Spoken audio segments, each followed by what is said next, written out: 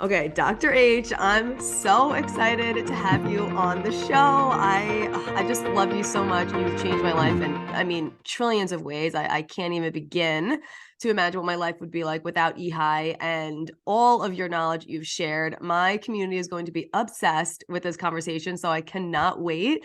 But before we dive into everything, I just want to give you a chance to introduce yourself, a little bit of your background, how you started the Energetic Health Institute. Give us a little rundown. Well, first of all, I love you too very much. And I'm so excited to see what you're doing post graduation from the Energetic Health Institute. This is the dream come true right here, seeing you all out there making a really incredible difference. And like we've always advertised, like making tomorrow amazing for so many Mm. people. So thank you for what you're doing and this great venture that you've embarked upon. I wish it the ultimate success for you and your family. Oh, thank you so much. Yeah. So with all that, you know, set me up with a question again. I was just more thinking Yeah. of just wanting to pray. I always want to praise all of the Oh, I graduates and love all the it. students. Just your background, like how you got into this field, how you became a doctor, how you started Energetic Health Institute. Well, I'm a doctor of naturopathic medicine. I've been a doctor of naturopathic medicine since 2003. I got into the healing arts in 2000, and I got into them the same way a lot of people come to the healing arts, which is the existing medical system wasn't working for me, Mhm. and I had a lot of bad experiences throughout my life up to that point. I knew I didn't want to deal with that system anymore. It didn't work for me.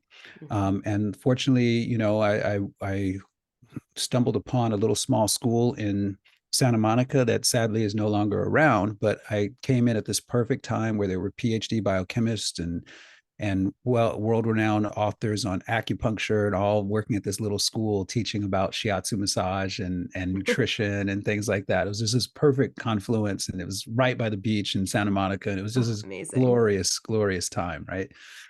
So really blessed and fortunate in that way. I got into the same way most people do out of necessity, right? Where Mhm. there's something going on with us that we need to heal. For me, it was severe depression brought on by a very rough breakup. I think Mm. we can all testify that, and when we're going through it, they suck, right? Yeah. But ultimately, it when you get through it, you realize just how beautiful the journey was, especially, Mm. the good things about these relationships, right? So I had a lot of healing to do on myself, a lot of growth to do, and growth and healing, of course, go hand in hand. But I had a lot to do, a lot of excuse me, personal improvements and spiritual improvements and development and to get on my path of why I'm here and what my purpose really is. And this little school helped me do that. And I remember sitting in the classrooms like very early on, it might even been like the first or second class, where I realized that this is what I want to do with the rest of my life, that I want to Mm. help people and I want to do it in a way that actually works in a natural way. Because Mhm. my belief system is that God has put everything we need right here with us to solve all these problems. It's that when we start playing God, that we end up getting in the way, of Mm. things. And I think that's what's so attractive to me about natural medicine is that it allows you to reconnect with something far greater than yourself without trying to assimilate that role. So to that end, you've probably heard me mention at some point in time, I ask people regularly now, how many people do you think I've healed in Mhm. my career? And a lot of people will say, oh, a couple hundred, thousands, tens of thousands, da da da da da. And I'm like, nope, one. I've only healed one person, me. Mhm. And that's the beauty of being a healer and having this expertise, if you will, in natural medicine, is that there's a humility that comes along with it, and a gratefulness that comes along with it. That it's a blessing to even be alive, to Mhm. exist at all, and it's an incredible experience to participate in someone else healing themselves, Yes. and giving them the information that you feel is going to really help them, and connecting them with that information, and then connecting them with the encouragement that goes along with the healing process, so that they know they're not going through it alone. It's this experience that will change you in the best of ways for the rest of your life. And I know you're having that experience now, and Mhm. it's addictive. It's a good It thing to be is. addicted to. Yeah, I love that because it's true. Like you can give people information, but it's up to them to heal themselves. And you always taught us that and gave us that power of you're the one who's healing yourself. And it is so empowering because, especially in the field of medicine, it could be disempowering because you feel like there's no way out. You can't do anything about it. You have to take this pill. You got to do this. You got to do this, or, whatever it is, the rat race of especially the diet industry and all of that. So I love that you said that. That's so beautiful. And I'm so glad you ended up doing this with your life. So something that I talk about all the time because you taught us is how everything in our body is connected. And when you improve one thing, everything else improves, right? So you're always talking about that. How the mind is connected to the body, all of that. And really what I realized on my journey too is once I started changing my nutrition, it actually really got me deeper into my spirituality. Mhm. And that's just was my experience. Can you just talk about like really what does that mean and how does that actually work when everything actually is connected, and that when you're improving one function of your body, it's going to eventually improve other things? Like, can you just talk about that? Sure, sure. Well, I think the first thing we want to understand is the structural design of the human body, because teaches us a lot. The things that always fascinate me, Corinne, are that we have something somewhere in the neighborhood of, I think it's 75 trillion cells. It's always estimates. Who would ever actually know? And Right. of course, the bigger you are, the more cells you're going to have. But it's this ridiculous number. And when you Wow. start thinking about how many biochemical reactions are occurring every split second, every blink of an eye, Mm, it's like this basically works right, the right. entire time. Now, to monitor that, we have the about 600 miles of nervous system, extending through all parts of the body. And to deliver oxygen and nutrients and carry away waste, we have roughly about 60 to 100,000 miles of blood vessels to do this. And this is all within us, right? I mean, It's feeding all these crazy. cells, it's crazy, right? And these, you have these beautiful red blood cells, and you have about 20 to 30 trillion red blood cells that carry oxygen and pick up carbon dioxide and things. So it's like when the system is clean, it works really, really well. So what I've been teaching lately on is I just designed a class called the Art of Cellular Healing at the Energetic Health Institute. And the basic thing with that was there's such an incredible gap between what people really need to know to maintain their health and participate in that process, and what people actually know. Yeah. And if we take people through the entire holistic nutrition certification, if they want to be professionals like you and do Hmm. this additional work, that's great. I'm so glad we have it as our flagship program, but that takes time. And a lot of Hmm. people that are suffering right now don't have that time to do that, let alone maybe even the energy to do it. Hmm. So what we do is we created a course, and we're accelerating that process and making sure we're talking to people in regular language. I don't want to talk over anybody's head. I want people to really get what they're doing, because it's a simple thought process. Um, the body is basically an antenna, right? The body is basically this ability that has the ability to receive information. And that's what you're alluding to. When you got cleaner, when your diet gets cleaner, when your diet's in alignment with what it needs, then Hmm. what happens is the environment around each and every cell is cleaner. The Right. environment around each and every cell has more nutrients available for it. And when you give the cell that environment, a really strong alkaline environment with great nutrient availability, cells show you something that they are designed to heal, and they do a great job of maintaining health in the right environment. It makes sense. If we lived in filth and squalor and trash all day long, not only are we going to feel bad, but ultimately it's going to take its toll on our physical health, right? Right. It's the same thing for a cell. Cells have feelings, right? Mm, And we yes. are made of cells. Cells have feelings. So when they're in a putrid environment, because we aren't paying nearly enough attention to what's going into our mouth, what we're breathing, where we're putting chemical after chemical after Mm, chemical in. The only result can be that the cell has to adapt to the new cellular environment that it's in. And mm, so, what the cell will do instead of promoting life, will go into protection of life and really working on surviving that toxic environment and not be so focused on promoting a healthy experience. And how do wow. we see this? It comes out in our emotional state and our mental affect and how we interact with each other.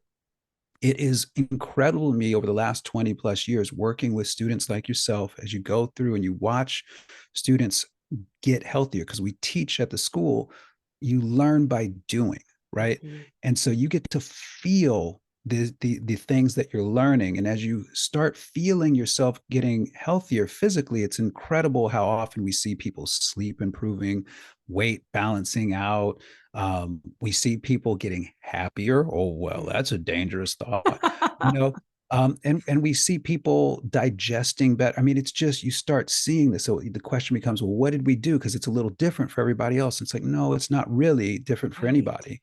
There Right. are set principles that we follow at each step of the way.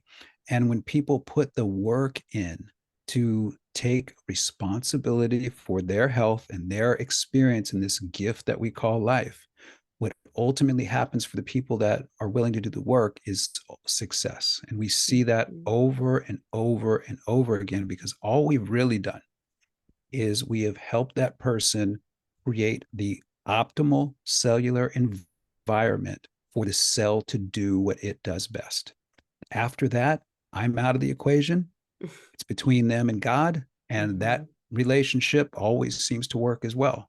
So, I mean, I've heard recently a lot of people making God into a bad word.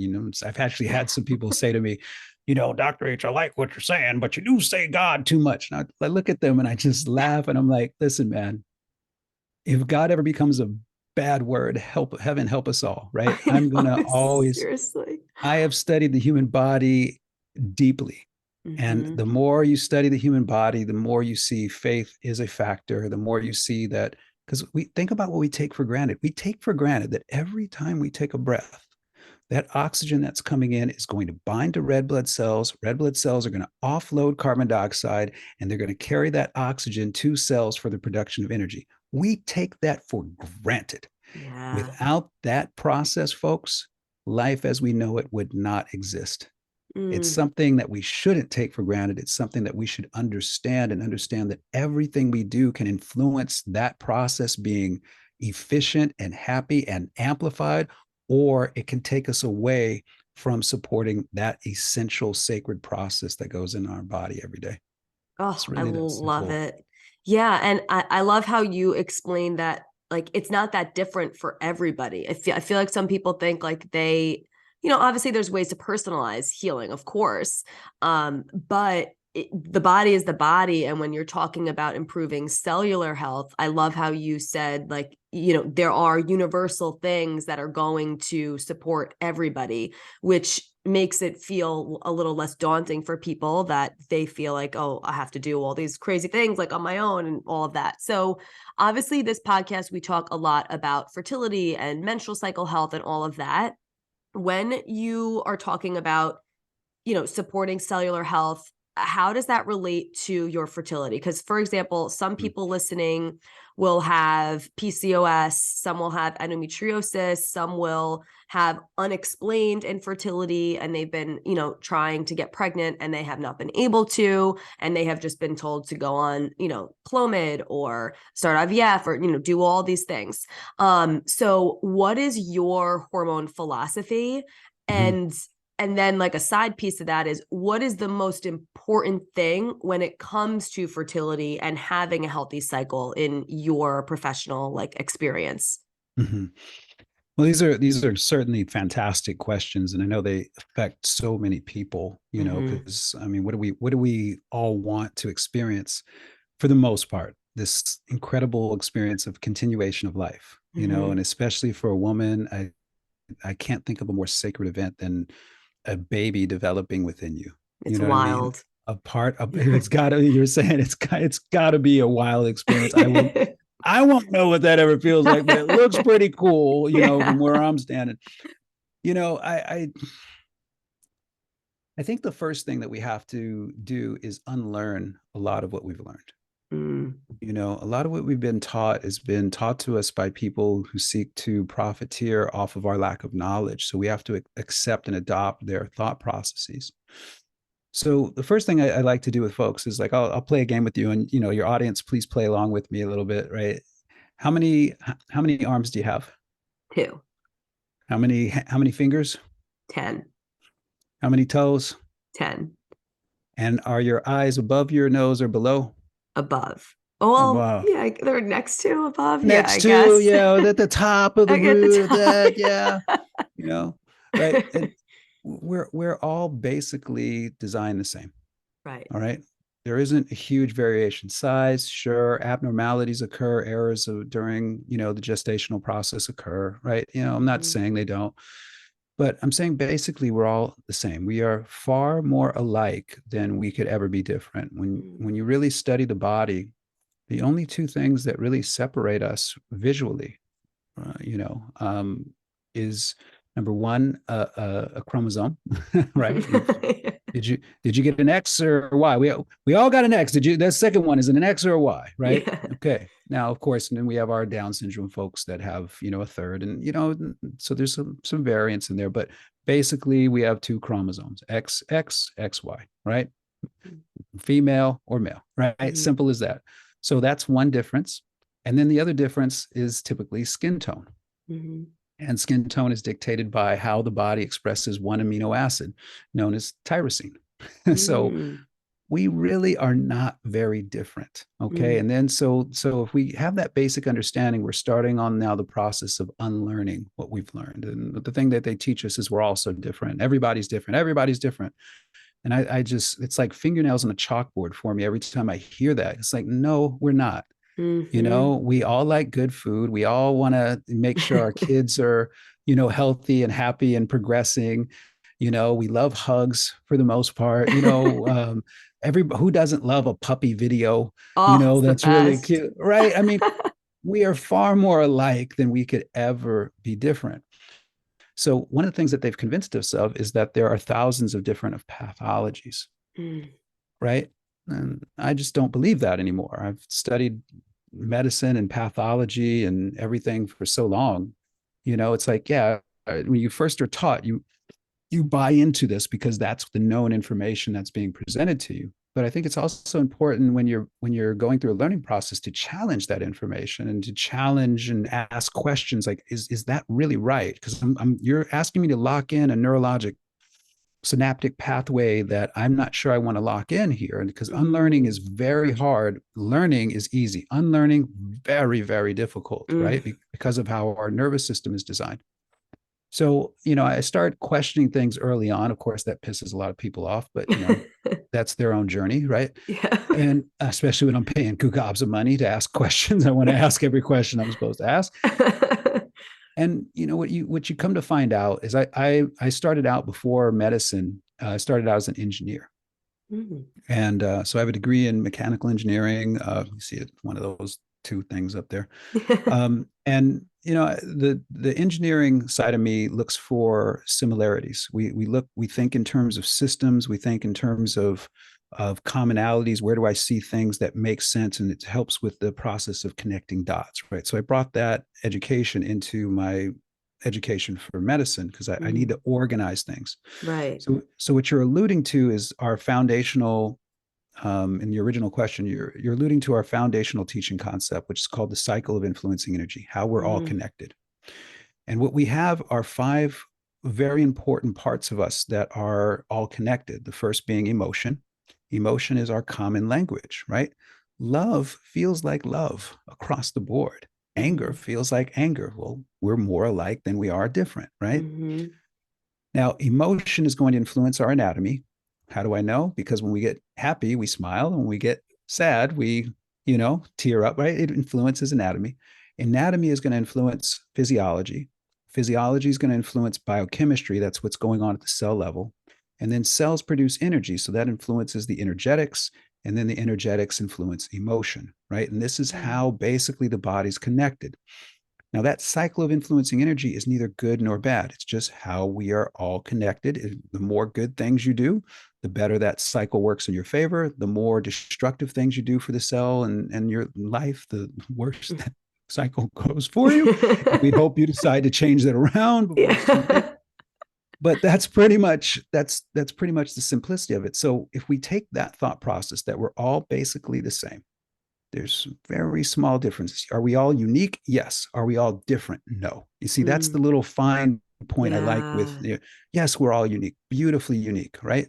But we're more alike than we could ever be different. And if Mm. we take that as our foundational, what that does is now we look at pathology. And in pathology, they want to convince us, and let me see if my pathology book is still here. No, it's in one of my boxes in the garage. I haven't pulled that out yet.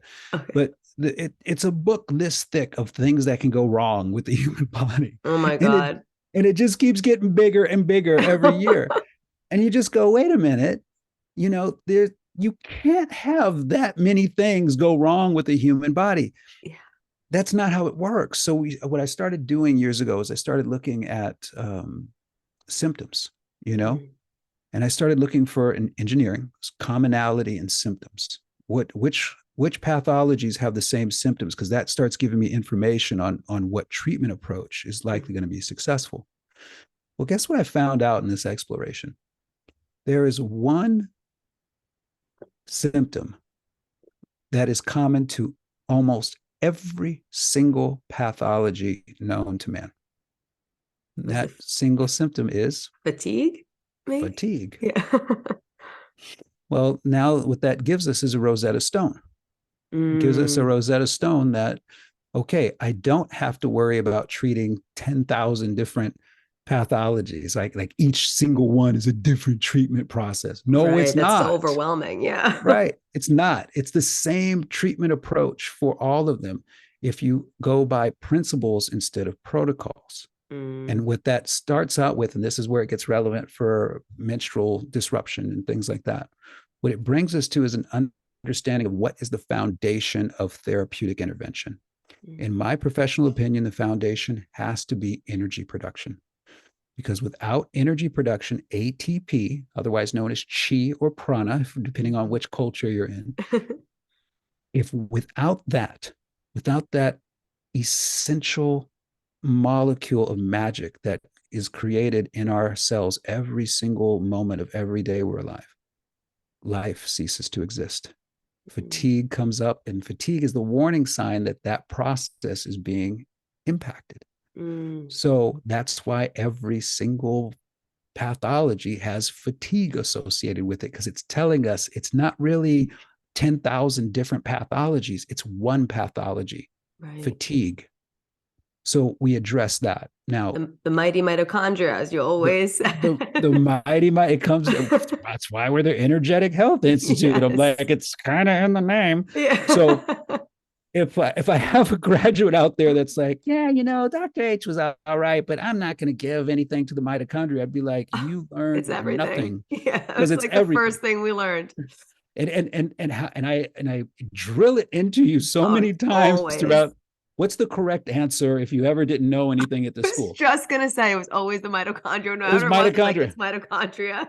It's always partial credit. Yeah. You're always going to get, yeah, that's about So funny. 95% home there. That's an A. Yeah. It wasn't exactly right, but it's right, As kind of long as right you all the throw time. it in there. My God. So the first thing, in terms of, if we take a principle approach instead of a protocol approach, then what we end up doing is we're saying we understand that the body is more alike than it can ever be different. We understand that the same thing I do here from a principle standpoint is going to work for other people. Mhm. And what we have is ultimately an incredible faith that with energy, the body will start to reestablish its homeostatic balance, right? Yes. And so what I look at treatment plans from now around the world, from doctors around the world, I'm really blessed in that way. I've gotten to that point where people trust what I'm saying Mhm. enough. They've seen it work enough to go, okay, maybe this crazy long haired, big foreheaded nut job knows what he's talking about, right? And I'm like, listen, the first thing I look for are how is in a treatment plan is how you are treating, what are you doing for mitochondria? And if Mhm. I don't see that, then that's my first thing. I can tell you right off the bat why a treatment is going to work or not going to work based upon your either dedication to therapeutically working with mitochondria or paying them no attention and assuming that they're just fine, right? Right. So when we talk about this specific issue with menstrual dysregulation, infertility, the Mhm. foundation is still the same, and it's the same whether we're talking about Hashimoto's, infertility, high cholesterol, Mm. heart conditions, neurologic. It doesn't matter. It's all the same thing. Until you have energy being produced at the cell level, you've got nothing to work with, Mm. right? So So we good. have to start there. Now, the second thing we're learning, and we've learned a lot through, I've spent the last year plus working with severely injured people from the COVID shots, right? Mhm. And that is a real thing. It's not in their head. It's a very real thing. I just had a guy yesterday on our free clinic, which we do every Tuesday. I just had a guy yesterday who had to get a mastectomy because he was diagnosed with breast cancer after getting Wow. shots. Right. You can't make this stuff up. And I saw the pathology reports and everything. It's totally legit. Oh my So gosh. it's crazy stuff, right? Wait, so hold, I definitely want to get into that, but before we go down that rabbit hole, because I know Yeah. it's going to be a bit, Yeah. when you're talking about improving the energy, and that's like the most important for whatever your issue is, Yeah. for someone who's listening, what can that look like? Like, what can they do to start that process? Like, are you talking, like supplements and therapeutic range? Like, what are like maybe Mhm. like two things that you would say, like, this is really important to make sure you start getting your energy in that right direction, just so they can kind of like put the pieces together? Right. Right. Well, we have three stages we take patients through now. And I think we've kind of really simplified this. The first is establishing energy production and stabilizing the pH of the cellular environment. The Mm. second is cleaning that cellular environment. And the third is then engaging the body's innate repair mechanisms known as autophagocytosis and then DNA repair. Like this is the process we can take everybody through. I'm very confident I've seen it working. So I mean, it explains why on a deeper level why what I've been doing for the last 23 years, 24 years works, Right. right? So when the foundation of it is though right into your question, it's as simple as making sure that a person's taking a multivitamin in therapeutic range. It's the Bless. easiest thing in the I world. know. Right? I know. And people are like, well, I want to try and do things like with just food alone. I'm like, take the supplement. Take the Like, supplement. you can't get Right. it all from your food.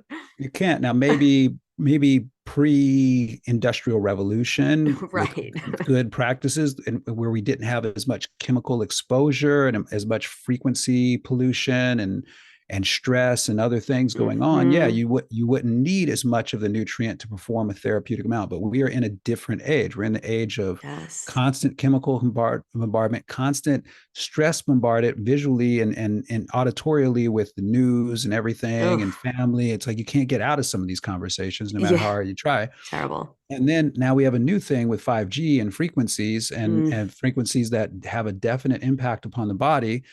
We have problems with geoengineering. Yeah, those little straight clouds you see in the sky, those aren't clouds; those are man-made. Wow. Yeah. So it, and it's like I say this stuff, and I can tell you, I'm saying it, and believe me, I sound to myself like a crackpot sometimes, right? But it's like I can't. I've studied this stuff. I can't deny anymore is its existence, and I can't really be concerned about whether somebody thinks I'm crazy or not. I'm definitely crazy. So let me just help you with that. It All it the just best people are. right. We're a little off, right? We're a little off. But the thing is, the thing is this: it's as simple as making sure you're giving your mitochondria the B complex and the micro minerals it Yes. needs in therapeutic amounts, right? Mm. So what I tell everybody to do, and I've been this is a broken record now for me, as many times as I've said this, is we check your multivitamin Hmm. and look for vitamin B5, otherwise known as pantothenic acid. Hmm. If there's at least 100 milligrams per serving, then I can tell you the other B complex nutrients are likely in therapeutic range as well. That's the minimum Mm. 100 milligrams per serving. But now you know you at least have the therapeutic amounts. You Yes. augment that with your diet, with your organic plant-based diet, because now when you take the supplement in with the food, your body doesn't care. Your body just sees it as, well, that food was really nutrient rich, right? And it's Exactly. not a big deal. But you Hmm. cannot, and you know this because you took the $100 challenge. I've had $100 challenge up to every student for over 20 years to show me a meal that would produce the B complex necessary in therapeutic range It's impossible. for healing. It's impossible to do it. That's always been I let you all convince yourself that you Yeah. need to have a It'd be like multivitamin. 50 avocados or something to get Right. enough B 50, vitamins. you got it. It's exactly right. It takes, you have to eat 50 avocados every day, which is very cost prohibitive. Yeah. And If they're filling. even if they're ripe, right? Yeah, Yeah. you know what I mean? Yeah. It's a Right. lot. It can't be done, and Right. that's okay because we have a solution for it. But we Exactly. we can't force an ideology on our physiology. And so if the Mm. ideology is, well, God gave us everything we need, you're right, he did, and sometimes it's encapsulated. So Hmm. just take the capsule, take the multivitamin, and do it. I will tell you this, folks. I have been working with patients for over 23 years. I've been teaching for over 23 years. There isn't one patient I've ever worked with that hasn't been on a multivitamin as the foundation of whatever therapeutic intervention I'm going to do. Mm. It's one of the secrets to my success, and it is so easy. It makes me look a lot smarter than I am. And what it does is it helps accelerate the healing process, because when Mm. the cells have all the nutrients they need to produce energy, then what happens next is enzyme performance at the cell level starts to accelerate. Some of those enzymes are for metabolism, some are for detoxification, some are for cell replication and other features within the cell. But when all of those enzymes are energy dependent, so when you give the cell everything it needs to produce energy, oxygen, and then all of these nutrients, and then of course a fuel source, glucose or a lipid or an amino acid, when you give the cell everything it needs to produce energy, it produces energy magnificently well, mitochondria do. And then that energy is used for enzyme production. The enzyme production accelerates biochemical reactions within the cell. So the cell becomes incredibly efficient and fast. And this is why, Corinne, good news. One of our other graduates, Moria, in Israel, is treated to do and took visual evidence of it every day, of a ulcer the size of a hand on this Wow. guy's leg. It healed up in 28 days. I've sent it out to all these doctors that I know now around the Oh world. my gosh. They are blown away by this. And I'm like, yes, this is because we don't practice protocols, we practice principles. Oh, Principles of so how the amazing. body is designed to heal. And the body, once you give the body what it needs, it is a self correcting homeostatic organism. It Yes. will fix itself. You just got to give it what it needs to do the job. Yes. Oh my God, I love it. So, all right, so that's the one piece you said the multivitamin for therapeutic range. That's like part one. You said there were three parts. What's part two for the energy? So, so now when you have the building blocks for energy, the next thing you really want to be concerned with is just getting stability in the pH. See, the cells like to be in a slightly alkaline pH of really about 7.4, somewhere in there. Now it's you can extrapolate a little bit from doing urinalysis on pH and things like Mm. that.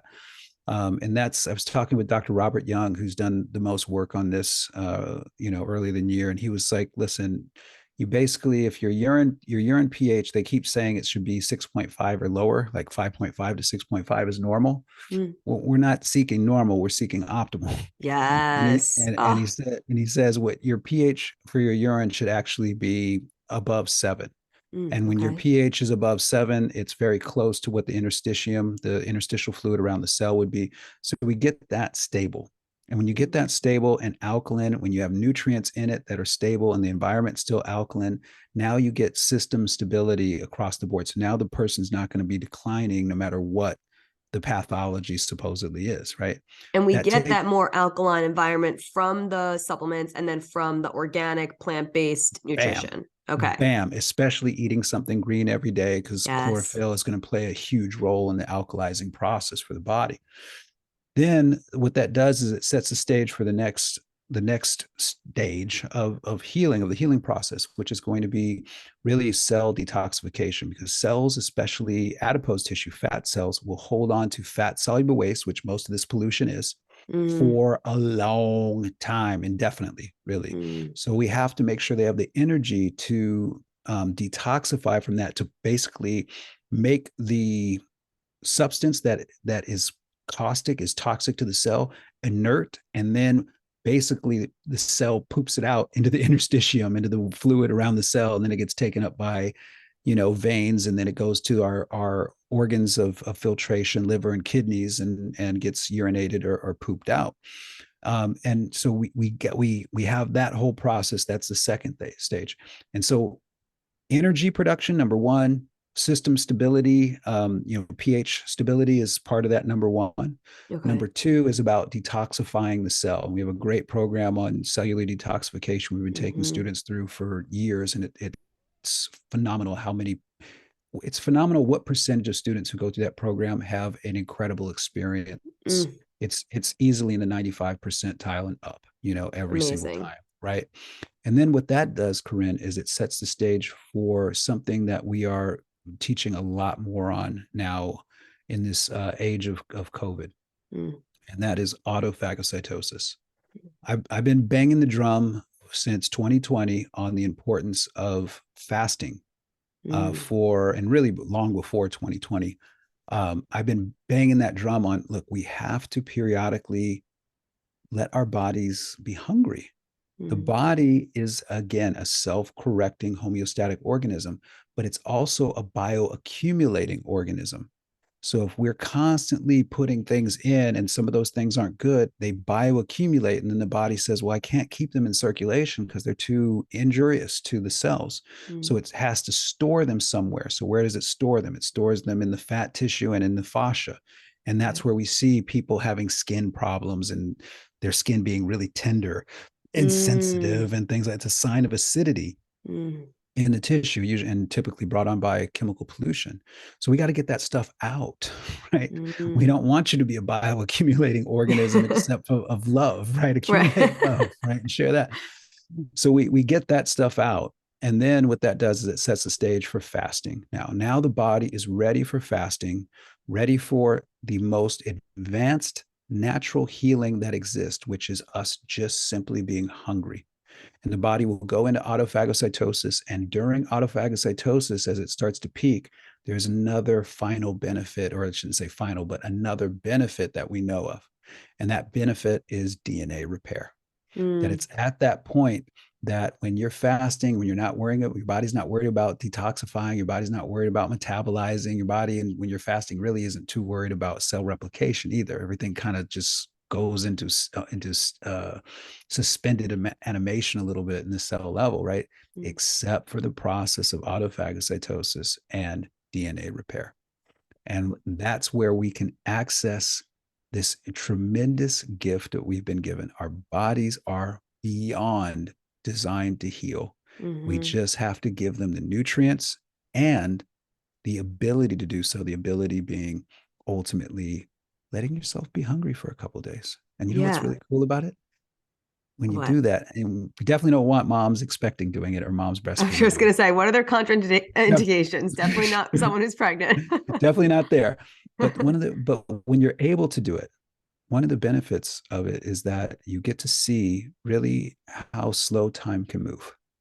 You Mm, get a chance to slow down tremendously, and you get to reignite a passion for eating again, so that when you do resume putting calories in your body, that food is going to taste amazing, absolutely amazing. And it's like, what a gift. I just got healthy and food gets to taste even better. You betcha it does. Yes. So Right. obviously, like you said, definitely not if you're pregnant.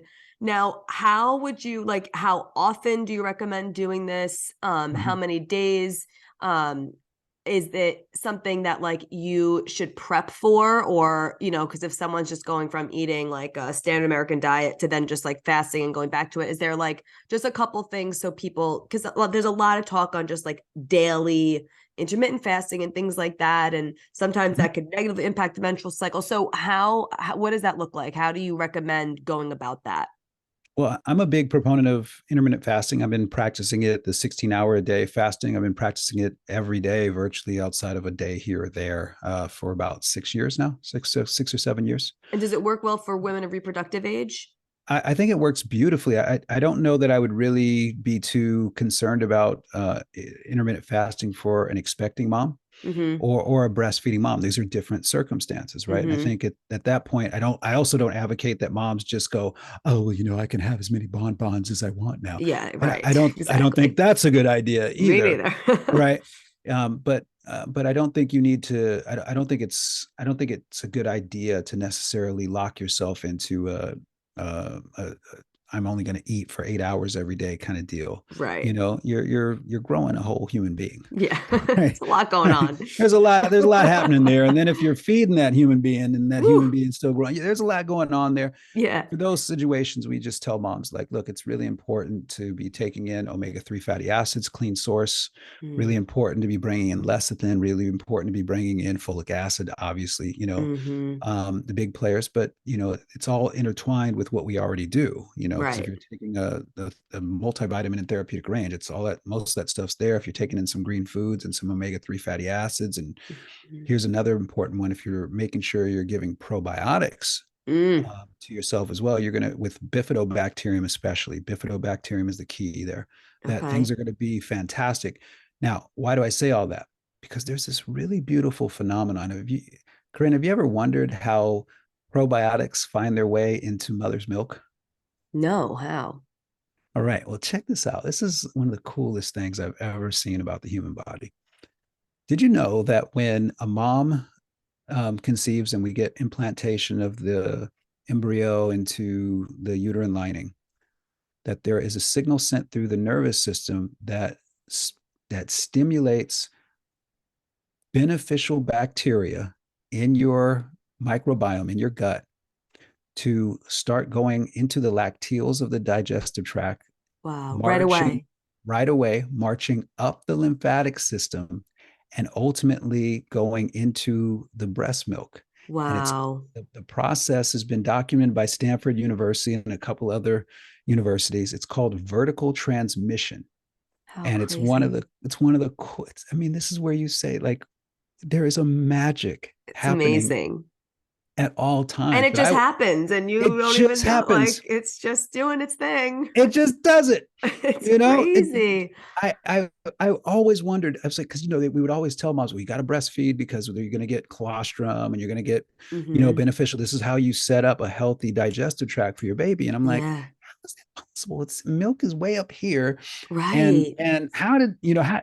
And then I read this study on it, and I was just, Wow.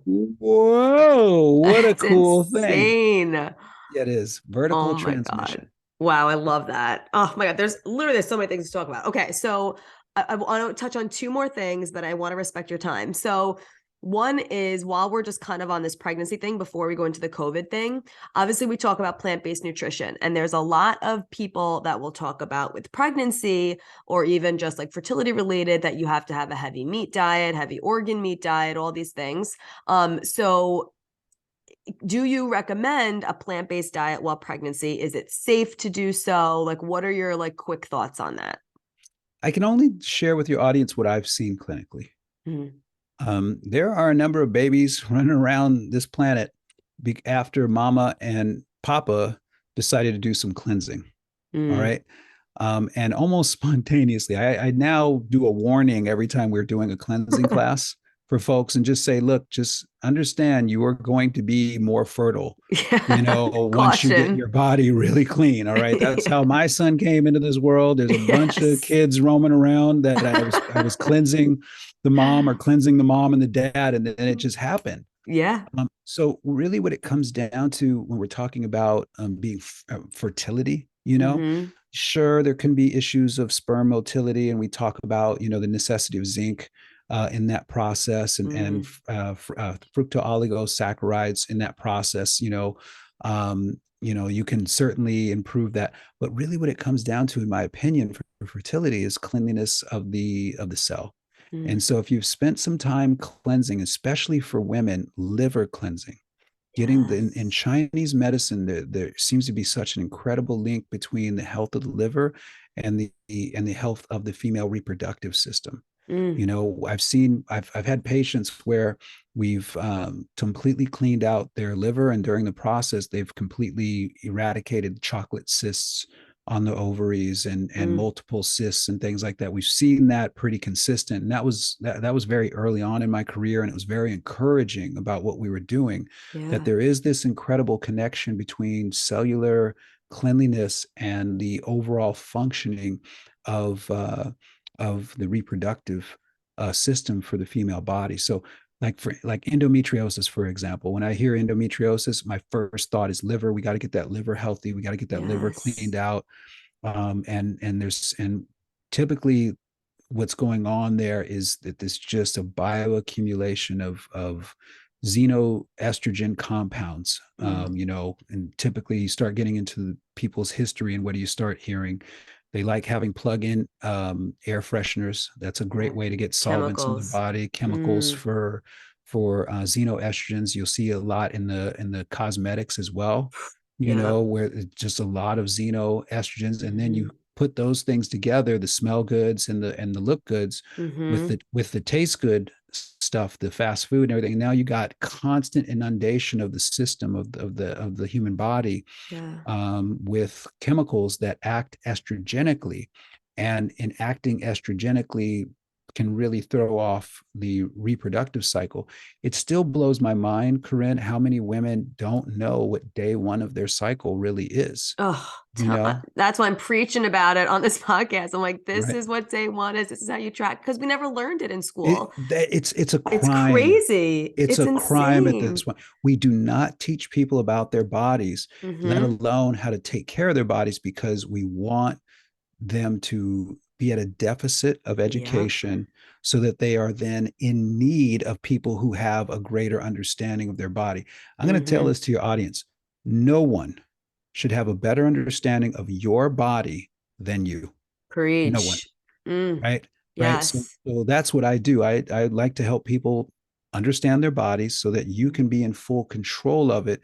And what that does is it removes 90% at least of the little things that we worry about. Most of the stuff people worry about they don't even need to worry about. It's just your body talking to you. And it's just saying, hey, I need you to Mm-hmm. drink less Coke. Hey, I need you to Yes.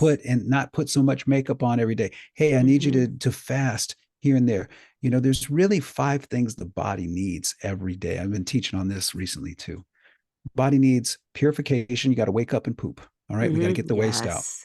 The body needs movement every day. You got to move that body. We weren't designed to be trees. We were designed with limbs that move. We got to move them because that pumps all the lymphatic and keeps your immune system engaged. Mm-hmm. We got to be hungry before we eat, right? Mm-hmm. This thing, people wake up, start putting calories into their body. It's a terrible idea for the healthy human body.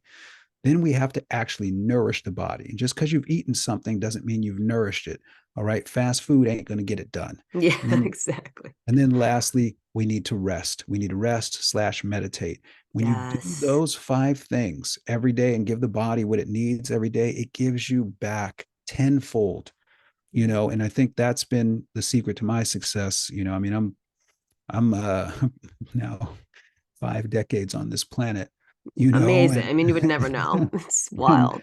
yeah, I think I'm doing something right. Yeah, I feel like I exactly. can finally say that it's You're not just doing the a lot genes, right. Yeah, doing a couple things right. So, exactly. So overall, plants during pregnancy are a good thing. Being I plant-based is great during pregnancy. why would we not want antioxidants and Yeah, fiber and exactly. all these phytonutrients going? We were We just got designed to to eat bust these this things, myth.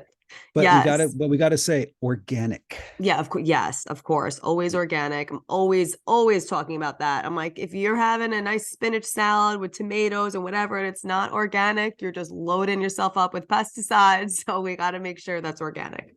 Right. Um, Pesticides that are going to impact fertilization and your impact liver. fertility, and also impact just the health and development of the baby. I mean, folks, Yes.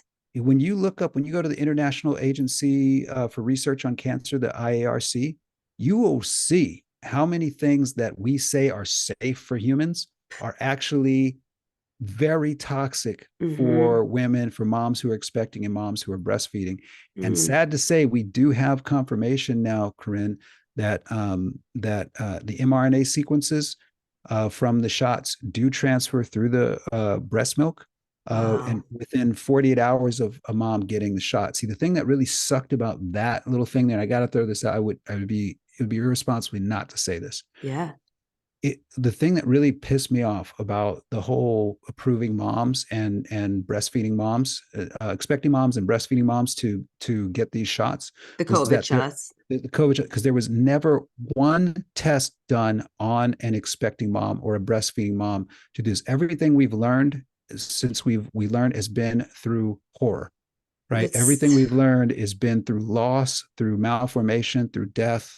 Everything we've learned has been through that process. So they experimented on all these moms and all these babies, and it's really deplorable when you get down to it. yeah. Well, yeah. Let's close on that. Let's talk about that for a second because I can't have you here and not talk about that, and then we'll wrap this up because I know I want to respect your time. But as quickly as you can summarize it, you have done thousands and thousands and thousands of hours of research since 2020 on COVID and now on the vaccines. Like you said before we hopped on, more that you've ever desired to do.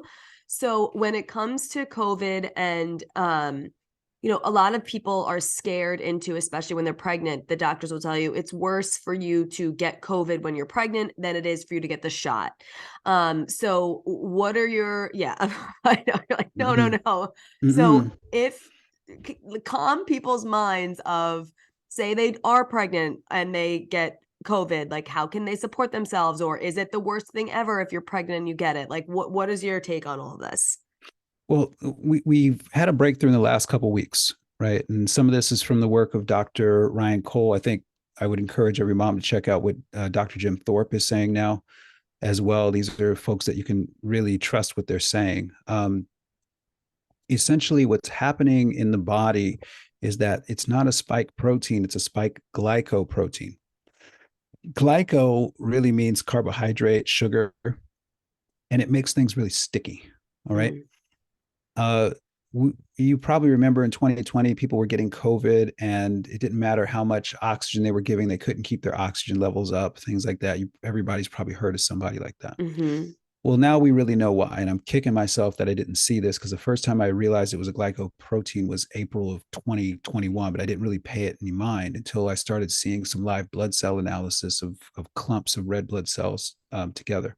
Mm, A glycoprotein, it means that it can create a phenomenon on red blood cells called not glycolysis, glycosylation. All mm, right. And that's usually associated, Corinne, with people with elevated blood sugars, diabetics, pre-diabetics, things like that, metabolic syndrome folks.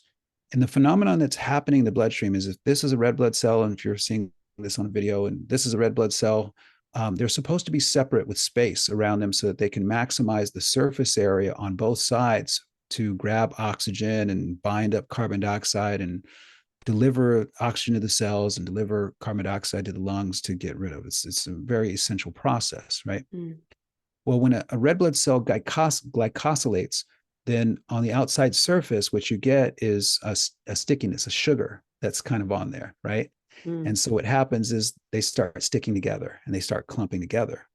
And as soon as red blood cells start sticking together and clumping together, what happens is now surface area is gone. And now there's surface area that's supposed to be available for gas exchange is now no longer available.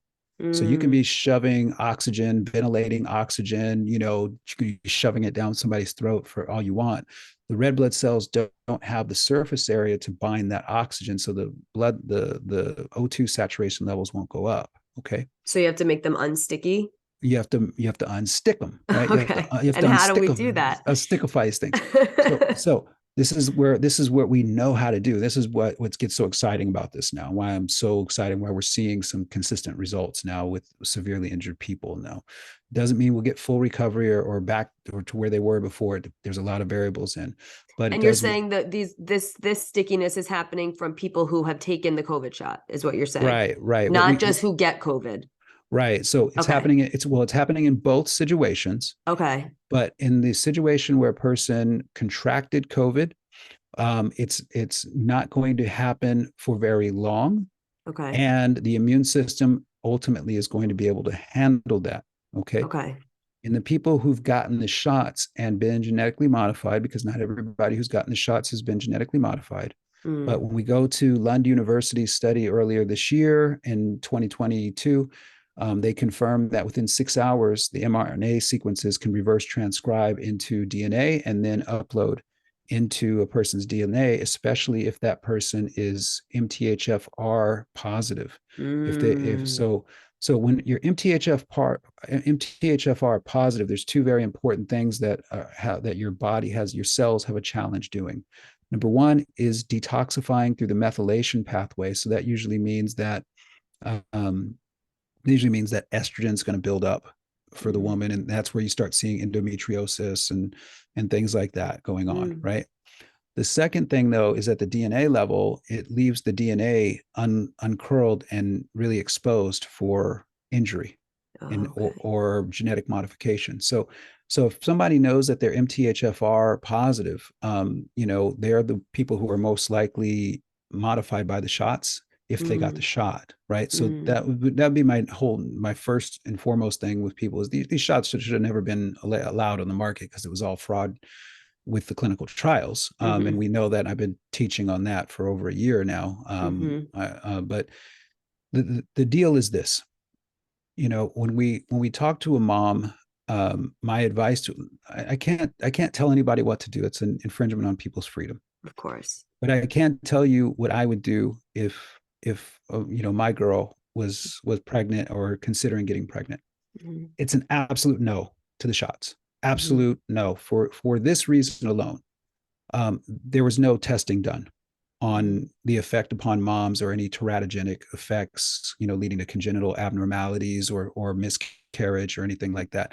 And then the Mhm. studies that did come out with something about them were horrific, Mm. showing, like the CDC reported, I think it was Tom Shimabukuro was the lead author on this report, but it showed in first trimester, I think an 82.6% loss. And I know it was over 80. It might have been 82.4. And I could see somebody fact checking me. It wasn't 82.6, it was 82.4.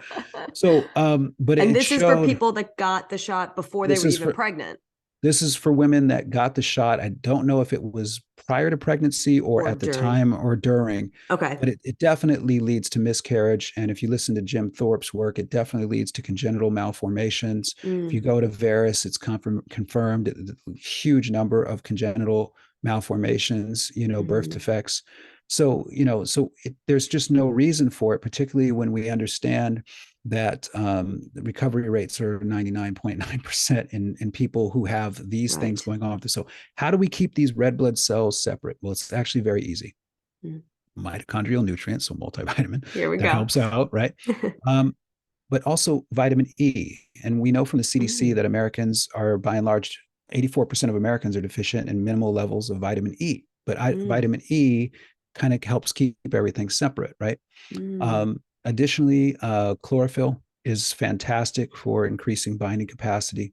I just interviewed John Hewlett, who's the creator of Cardio Miracle, which is a fantastic product with L-arginine. You learned about that in Mhm. school, right? For vasodilation, and what he described was that, though, in order to achieve vasodilation, that we need to create nitric oxide in the body, and that's something that the body makes when you take in L-arginine and the stuff in Cardio Miracle. But he Mm. described it really cool. He described it as nitric oxide is the spark of life in the Wow. human body. It's what helps ensure gas exchange, getting rid of carbon dioxide and lighting the fire, if you will, of oxygen so it can be turned into energy in the body, right? The Mm. body is phenomenal. So I think for a lot of moms out there, a lot of expecting moms or women that want to become expecting moms, and you're Mhm. working at it, number one, keep working at it. That's always the best part early on. All right. It's gonna be fun.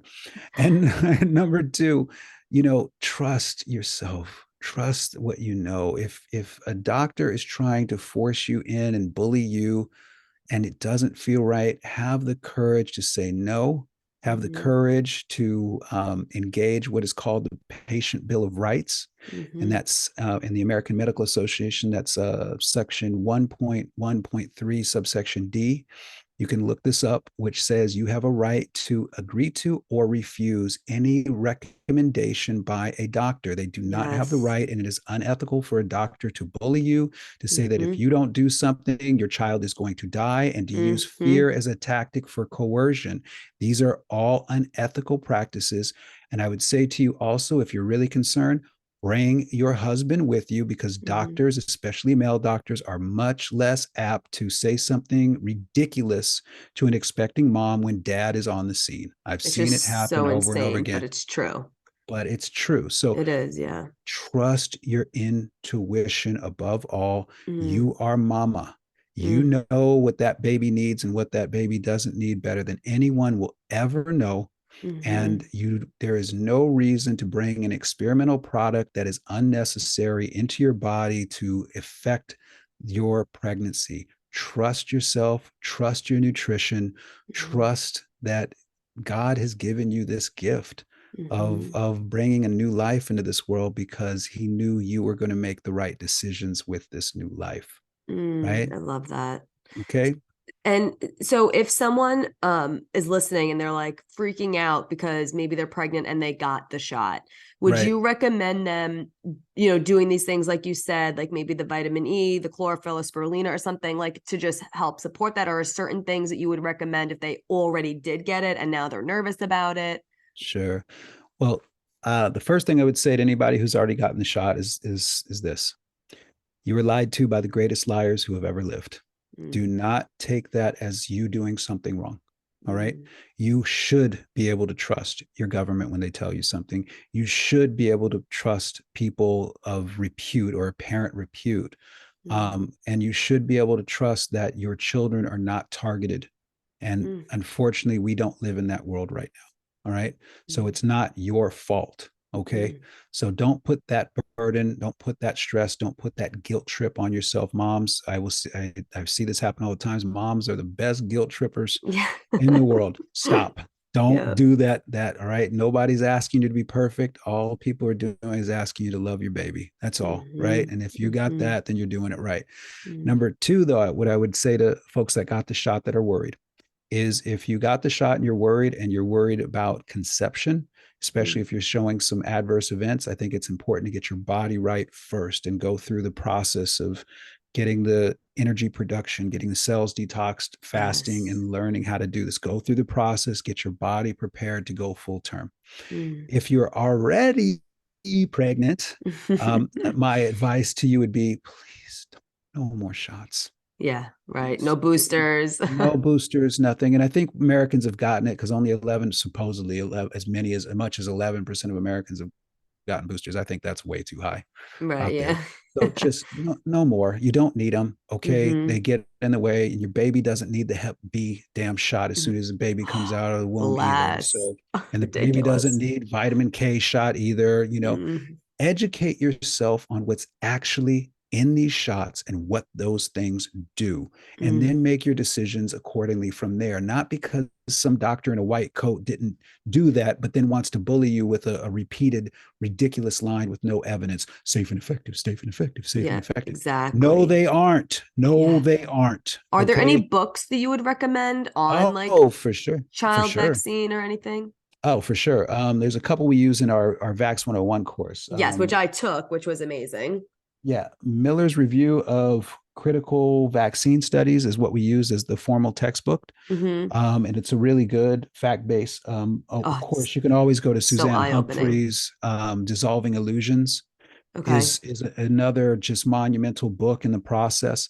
But I think what we have to do is we have to really step back and ask some important questions. Like my question when my son was coming out was, does he use drugs, and does he walk the streets at night and looking for a fare? You know what I mean?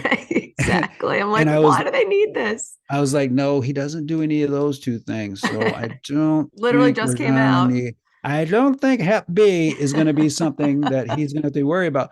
And they go, well, your mom, the mom could have it. I'm like, yeah, why don't you test her for Hep B? And oh, we're not going to do that. So this isn't about health Exactly. and safety or my baby or his mom. This is Mm-hmm. about you towing a line for a pharmaceutical industry so that they can Mm-hmm. profiteer off of our children. Yes. Thank you. No. Right. No, Exactly. what I will say for your audience, Corinne, I'm going to send you an image, okay? Because Mm-hmm. this is a picture's worth a million words when you see this. It's a little baby and showing you all the shots that that baby is going to get before the baby's 18. It is insane It's when you look at it, insane. okay? Oh. So look, listen, my son, I'm going to tell your audience, my son is now 17, right? Mm. He Wow. had he had one shot his entire life because his mama snuck him into a pediatrician, and I went and I actually did something I shouldn't have done, but I went in and I threatened that pediatrician. Once it was done, I said, if you ever touch my son again, I will find you, right? Because that's what a dad is supposed to do. We're supposed to say, Yes. hey, you're trying to hurt my kid. Protect.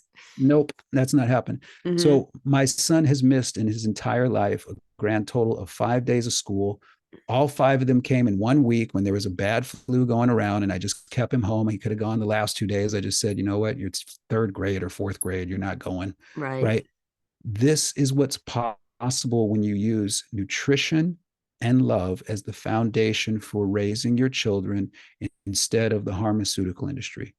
Your Yes. children don't have to be profit centers for an industry that doesn't give a damn about them and is, in all truth, doing everything they can to ensure that your child is sick so that they have a lifelong customer. You, Mm. as a mom, owe it to your children, all right, your entire family, to make sure you do your own research and make your own decisions based upon facts, not fear. They prey Mm. upon fear. They can't deal with facts. Be a mom that lives in facts, and you will find that there are a lot of moms out there just like you that have said no to something that clearly is not in their children's best interest. Oh, I love that. And I'll put those books in the show notes for anybody who's interested in reading them because it's really important, like you said, to just like learn about it because we don't learn about it. And it's really important to learn about it. So, Neither do oh, doctors, Corinne. You know that. I've yeah, taught you that too. The doctors aren't taught about vaccines and what they do either. I had to or go do all that, nutrition. or nutrition, God forbid right? anyone asks, like, well, what are you eating? Um, Right.